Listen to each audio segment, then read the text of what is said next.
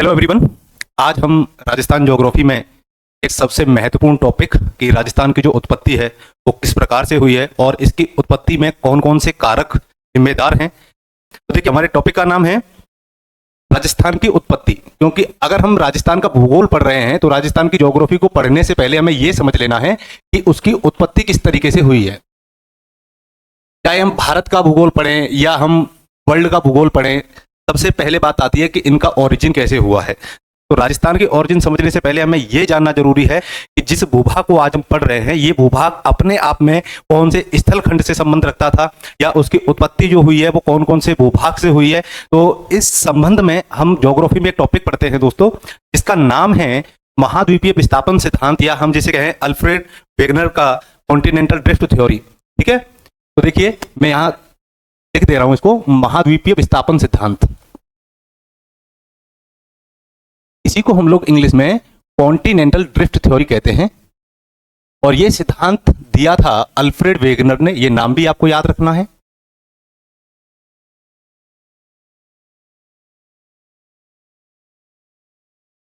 चलिए अब हम बात करते हैं कि जो वेगनर महोदय हैं ये हमारे महाद्वीपों की उत्पत्ति से संबंधित कुछ फैक्ट्स देते हैं, कुछ सिद्धांत देते हैं, और उन सिद्धांतों के अनुसार हमारे जो महाद्वीप हैं इनके बनने की प्रक्रिया क्या रही है, प्रारंभ में हमारी पृथ्वी कैसी थी, और धीरे धीरे इसी को आधार बना करके हमारे महाद्वीपों की उत्पत्ति, और महाद्वीपों की उत्पत्ति के साथ साथ हमारे भारत की उत्पत्ति हुई, और उसी भारत की उत्पत्ति में कौन कौन से स्थल खंडों का योगदान रहा। इसी चीज को अल्फ्रेड वेगनर ने समझाने की कोशिश की है, और उसी सिद्धांत को इन्होंने क्या नाम दिया है, महाद्वीपीय विस्थापन सिद्धांत। तो देखिए, महाद्वीपीय विस्थापन सिद्धांत के अनुसार क्या होता है दोस्तों, इन्होंने ये कहा कि प्रारंभ में हमारी जो पृथ्वी थी इस पर केवल एक स्थलखंड था, और उस स्थलखंड का नाम था पेंजिया। और इसी पेंजिया को इन्होंने सुपर महाद्वीप भी कहा।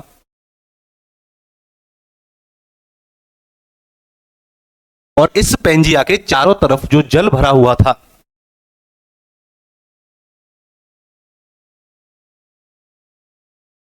इसको इन्होंने नाम दिया पैंथालसा महासागर।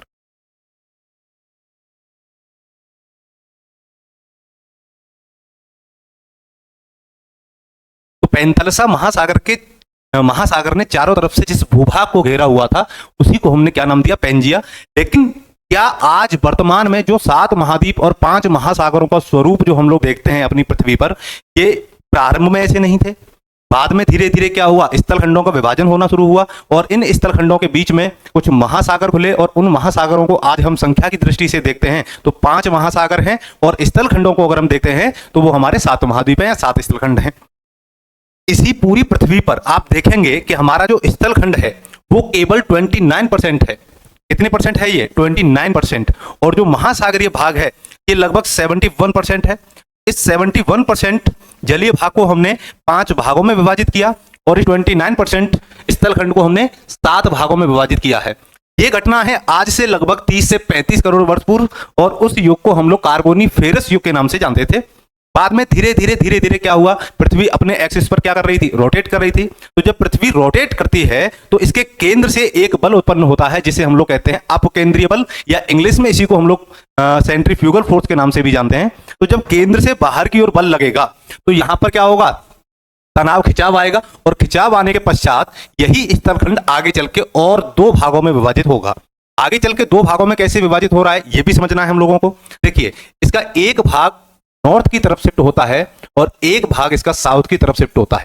तो नॉर्थ में जो पार्ट जाता है इसी को हम लोग अंगारा लैंड कहते हैं।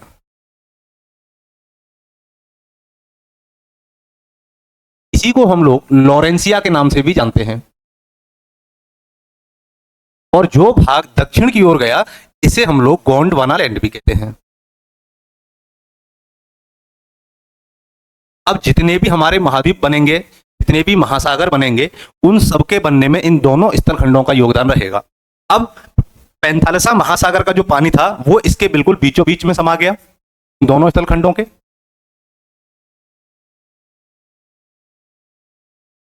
और इसे एक नया नाम दिया गया टेथिस सागर। ये किस नाम से जाना गया दोस्तों, टेथिस सागर के नाम से जाना गया। क्या इतनी सी बात क्लियर हुई आपकी? क्या क्या मैंने अभी आपको बताया कि किसी भी स्थल खंड के उत्पत्ति में उसकी पूर्व भूभाग का या पूर्व चट्टानों का योगदान होता है, तो स्टार्टिंग में हमारी पृथ्वी पर केवल एक स्थल खंड था जिसे हम लोग पेंजिया के नाम से जानते हैं, और पेंजिया के चारों तरफ एक जलीय भाग था जिसे हमने क्या नाम दिया था, पैंथालसा महासागर कहा था। बाद में चल के पेंजिया दो भागों में विभाजित होता है। इसका एक भाग उत्तर की तरफ शिफ्ट हुआ जिसे अंगारालैंड कहा गया, और दूसरा भाग गोंडवानालैंड जो दक्षिण में शिफ्ट हुआ। इसके बाद में धीरे धीरे जब और चीजें आगे बढ़ेंगी तो क्या होगा कि अब इनका भी विभाजन होगा आगे, और इनके विभाजन में हमारे दो बल बहुत इंपॉर्टेंट हैं, वो आपको याद रखने हैं कि विभाजन के कारण क्या हैं। देखिए, हमारी पृथ्वी घूमती है तो सेंट्रीफ्यूगल फोर्स की उत्पत्ति होती है, और सेंट्रीफ्यूगल फोर्स के कारण 0 डिग्री पर ग्रेविटी कम होती है और पोल्स पर ग्रेविटी अधिक होती है। तो दो बल आपको कौन कौन से याद रखने हैं, एक तो है आपका गुरुत्व बल, या एक बल है आपका उत्प्लावन बल, दूसरा है आपका ज्वारीय बल जिसे हम लोग टाइडल फोर्स भी कहते हैं, और इसमें चंद्रमा का बहुत ज्यादा योगदान होता है।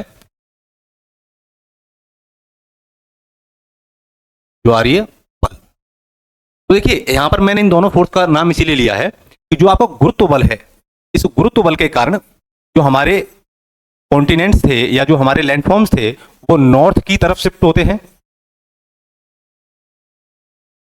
या उत्तर की ओर वो विस्थापित होते हैं, एवं ज्वारीय बल के कारण, टाइडल फोर्स के कारण हमारे जितने भी लैंडफॉर्म्स थे वो पश्चिम की ओर या वेस्ट की ओर शिफ्ट होंगे।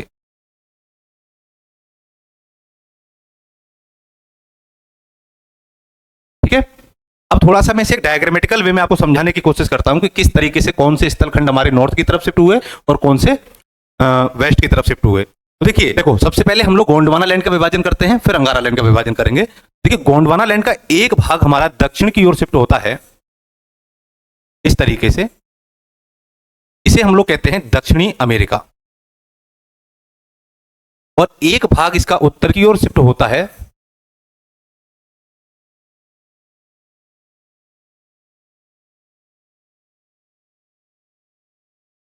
ये हो गया आपका अफ्रीका, और अफ्रीका के पास में एक छोटा सा आइलैंड है जिसे मेडागास्कर कहते हैं। इसी का एक पार्ट उत्तर पूर्व की ओर शिफ्ट होता है जिसे हम लोग प्रायद्वीपीय भारत कहते हैं। ठीक है, और जो भाग इसका ईस्ट की तरफ रह जाता है उसे हम लोग कहते हैं ऑस्ट्रेलिया। ये आपका ऑस्ट्रेलिया हो गया, और जो अवशेष इसके बचे वो अंटार्कटिका के नाम से पोल्स पर स्थित हो गए या ध्रुवों पर रह गए। ठीक है, तो ये तो विभाजन किसका है, आपका गोंडवाना लैंड का। अब अंगारा लैंड से पश्चिम की तरफ एक भूभाग जाता है,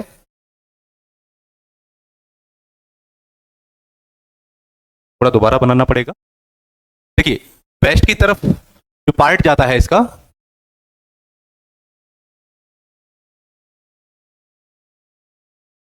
इसे हम लोग कहते हैं उत्तरी अमेरिका, और साउथ की तरफ जो पार्ट आता है, मैं इन सबको कंबाइंड करके बना के दे रहा हूं ताकि आप समझ पाएं इसको। ये हो गया आपका यूरोप, और ये हो गया आपका एशिया, और ये हुआ आपका प्रायद्वीपीय भारत, पेनिनसुलर इंडिया।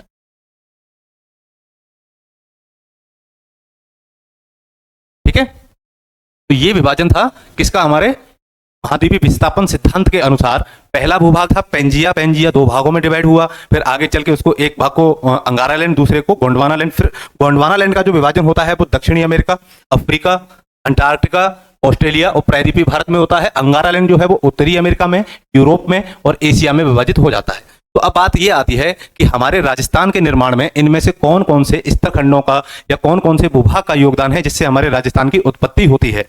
तो जब प्रायद्वीपीय भारत आपका किससे बना है, गोंडवाना लैंड से, तो सीधी सी बात है कि प्रायद्वीपीय भारतीय चट्टान से भी हमारे राजस्थान के कुछ भाग सटे हुए हैं, उनका जो निर्माण होगा वो इसी से होगा। और बाद में उत्तरी जो प्लेट है, और उत्तरी प्लेट का मेरा मतलब है कि जो यूरेशियन प्लेट है और प्रायद्वीपीय प्लेट है, जब ये दोनों आपस में टकरा रही हैं तो इनके बीच में एक सागर पड़ता है जिसे हम लोग अभी टैथिस सागर के नाम से जान रहे थे। तो कुछ योगदान हमारे टैथिस सागर का भी रहा है। ठीक है, तो अब आगे देखिए, तो मैं यहां पर अगर राजस्थान के भूभागों की उत्पत्ति की बात कर रहा हूं कि भाई जो राजस्थान है वो कौन कौन से भूभागों से मिलकर बना है, तो आप इसको शॉर्ट में इस तरीके से जीटी के नाम से भी याद रख सकते हैं कि इसका जो निर्माण है वो जीटी से हुआ है। और जीटी का मतलब गोंडवाना लैंड और टेथिस सागर। तो इसके कौन कौन से भूभाग हैं जो गोंडवाना लैंड से बने हुए हैं, और ऐसे कौन से भूभाग हैं जो केवल टेथिस सागर से बने हुए हैं। ठीक है, अब गोंडवाना लैंड से हमारे दो भूभाग बने हैं। सबसे पहले हमारा अरावली पर्वत बना। तो अरावली पर्वत की उत्पत्ति कौन से स्थलखंड से मानी जाती है, तो गोंडवाना लैंड से। इसके अलावा एक भौतिक प्रदेश आपके राजस्थान में पड़ता है हाड़ौती का पठार। तो हाड़ौती के पठार की उत्पत्ति भी किससे होगी दोस्तों, वो भी गोंडवाना लैंड से होगी। इसके अलावा टेथिस सागर से मरुस्थल की उत्पत्ति होती है, और मैदानी भाग की उत्पत्ति होती है। यानी कि राजस्थान का जो मैदान है वो भी किसका भाग है आपका, वो भी टेथिस सागर का भाग है, और मरुस्थल भी किसका भाग है, टेथिस सागर का भाग।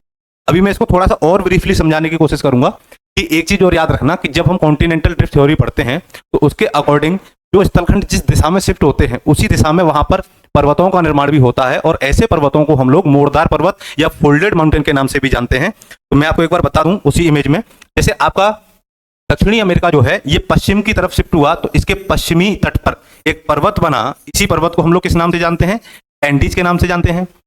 उत्तरी अमेरिका भी आपका किधर आया, पश्चिम की तरफ आया, तो इसके भी पश्चिमी तट पर एक माउंटेन खुला जिसको हम लोग रॉकी पर्वत के नाम से जानते हैं। अफ्रीका आपका उत्तर में शिफ्ट हुआ तो यहां पर एक पर्वत बना जिसे एटलस कहा जाता है। यूरोप आपका साउथ में आया तो यहां पर दो पर्वत खुले आपके, एक आल्प्स और दूसरा काकेसस। और हमारा जो प्रायद्वीपीय भारत है ये हमारा उत्तर पूर्व की ओर गया, तो इसमें उत्तर पूर्व में एक पर्वत बन गया जिसे हम लोग हिमालय के नाम से जानते हैं। और ऑस्ट्रेलिया जो है वो पूर्वी दिशा में शिफ्ट हुआ, ईस्ट में शिफ्टिंग होगी इसकी, तो इसके ईस्ट कोस्ट की तरफ एक पर्वत बनता है जिसे हम ग्रेट डिवाइडिंग रेंज के नाम से जानते हैं। तो ये जितने भी पर्वतों के मैंने यहां पर आपको नाम लिए हैं ये सारे के सारे पर्वत फोल्डेड पर्वत हैं, यानी कि मोड़दार वलित पर्वत के उदाहरण हैं, और इनके बनने में कॉन्टिनेंटल ड्रिफ्ट का काफी योगदान माना जाता है। ठीक है, ये चीज आपको याद रखनी है। लेकिन हमें याद क्या रखना है कि हमारे राजस्थान में सबसे अधिक मात्रा में, या हम ये कहें कि हमारे राजस्थान के जितने भी भौतिक भाग हैं, भौतिक विभाग हैं, फिजिकल रीजन्स हैं, उन सब की उत्पत्ति में केवल दो ही स्थल खंडों का या दो भू आकृतियों का योगदान सबसे ज्यादा रहा। पहली है आपकी गोंडवाना लैंड जिससे हमारा अरावली पर्वत और हाड़ौती का पठार बनता है, और दूसरा है आपका मरुस्थल और मैदान। अब बात करते हैं कि सबसे पुरानी जो भौतिक संरचना है राजस्थान की वो है आपकी अरावली पर्वतीय प्रदेश, सबसे प्राचीनतम संरचना।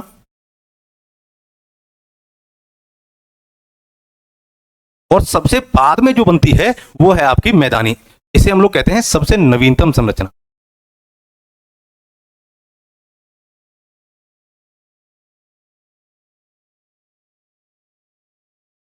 ठीक है, तो आपको क्या याद रखना है कि सबसे पहले क्या बना आपका, वो अरावली बना, और सबसे अंत में क्या बनता है आपका, वो मैदान बनता है। अब यहीं पर अगर हम इसको भारत के भौतिक विभागों के अनुसार देखते हैं तो भारत के भौतिक विभागों में इनको किसके अंतर्गत पढ़ा जाता है, तो देखिए भारत में एक इस जगह पड़ती है, ये वाला भाग अगर हम लोग देखते हैं भारत का इतना वाला पार्ट, इसी को कहते हैं प्रायद्वीपीय भारत। और प्रायद्वीपीय भारत में एक पठार आता है जिसे कहा जाता है प्रायद्वीपीय पठार या पेनिनसुलर प्लेट्यू। ये आपका प्रायद्वीपीय पठार है। इस प्रायद्वीपीय पठार के जो हिस्से हैं वो आपका अरावली पर्वत भी है और हाड़ौती का पठार भी है, लेकिन जो मरुस्थली मैदान, मरुस्थल और मैदान है ये उत्तरी भारत के विशाल मैदान के भाग हैं। तो जो हमारा भारत का एक भौतिक प्रदेश है उत्तरी भारत का विशाल मैदान, मैदानी प्रदेश, ये उसके पार्ट हो जाएंगे।